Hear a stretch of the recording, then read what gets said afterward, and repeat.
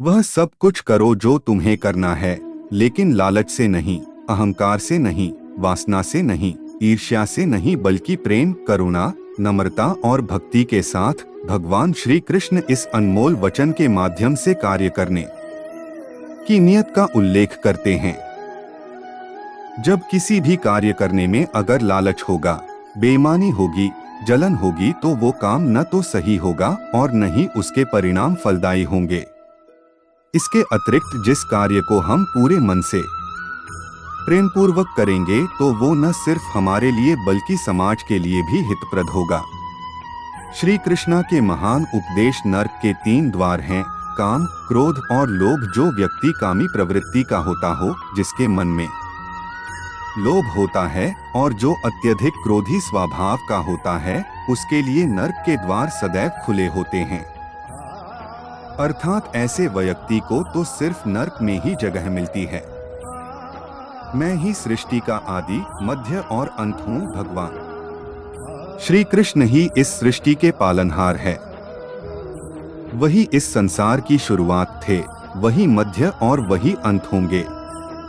जो आप जो चाहते हैं उसके लिए नहीं लड़ते हैं, तो जो खोया उसके लिए मत रो। मनुष्य सब कुछ चाहता है पर सब कुछ उसे नहीं मिल सकता।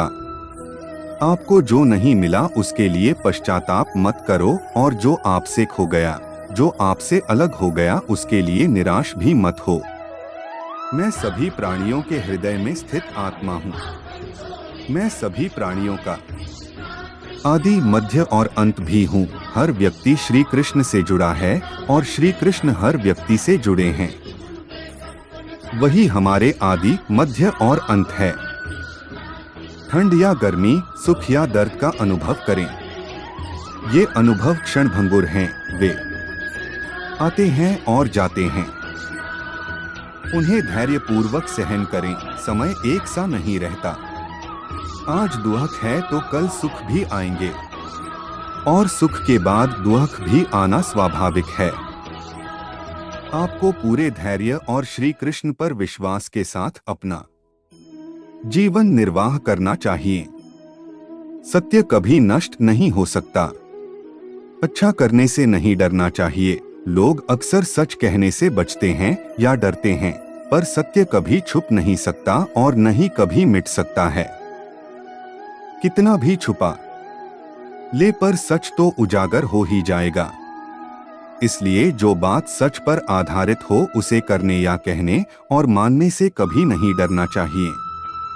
इस शरीर का मोह मत करो, यह तो माटी है, माटी में मिल जाएगा। अमर तो आत्मा है जो परमात्मा में मिल जाएगी। लोग अपने शरीर को सुंदर बनाने में लगे रहते हैं, पर आत्मा की सुंदरता शरीर की सुंदरता से कहीं ज्यादा महत्वपूर्ण है। शरीर तो नश्वर है, मिट्टी ही तो मिट्टी में ही मिल जाता है, पर आत्मा अमर है। इसलिए आत्मा की सुंदरता पर ध्यान दो। आत्मा की सुंदरता अपने को श्री कृष्ण में लीन करने में मिलती है। जो हुआ अच्छा हुआ, जो होता है अच्छे के लिए होता है। कभी कभी विपरीत परिस्थितियां हमारी वर्तमान स्थिति को अच्छा करने के लिए आती हैं। मन चंचल है, इसे और संयमित करना कठिन है, लेकिन यह अभ्यास से वश में हो जाता है। मन चंचल होता है, यह इधर उधर भागता है और किसी भी कार्य की एकाग्रता का दुश्मन है। लेकिन यदि यह व्यक्ति के वश में हो जाए तो इससे अच्छा कोई मित्र नहीं है। मन को एकाग्र करना जरूरी है, बस थोड़े से प्रयास और अभ्यास की जरूरत है। मेरे लिए न कोई घृणित है और न ही कोई प्रिय, न कोई निर्धन है और न ही कोई धनी। बस जो भक्ति भाव के साथ मुझे याद करते हैं, मैं उनका हूँ और वो मेरे। कृष्ण कोट्स श्री कृष्ण उन्हीं के हैं जो श्री कृष्ण के हैं।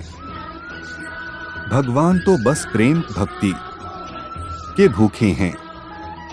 जो भी उनकी भक्ति में लीन होता है, जो भी प्रेम से उन्हें याद करता है, वो सदैव उसका कल्याण करते हैं। मैं हमेशा तुम्हारे साथ और तुम्हारे आसपास रहता है, चाहे तुम कुछ भी कर रहे हो। जब भी कोई बुरा कार्य करते हो या अच्छा कार्य करते हो, आपको लगता है कि कोई देख नहीं रहा, तो यहाँ श्री श्री कृष्ण कहते हैं कि तुम जो कुछ भी कर रहे हो, मेरी दृष्टि सदैव तुम पर है। इसलिए आप यह मत समझे कि आप अकेले हैं, आपके साथ श्री कृष्ण सदैव हैं। जो कुछ हुआ अच्छे के लिए हुआ, जो हो रहा है अच्छे के लिए हो रहा है, जो होगा वह भी अच्छे के लिए ही होगा। जो कुछ हुआ अच्छे के लिए हुआ, जो हो रहा है अच्छे के लिए हो रहा है, जो होगा वह भी अच्छे के लिए ही होगा। तो सकारात्मक रहो और अपना कर्म करो।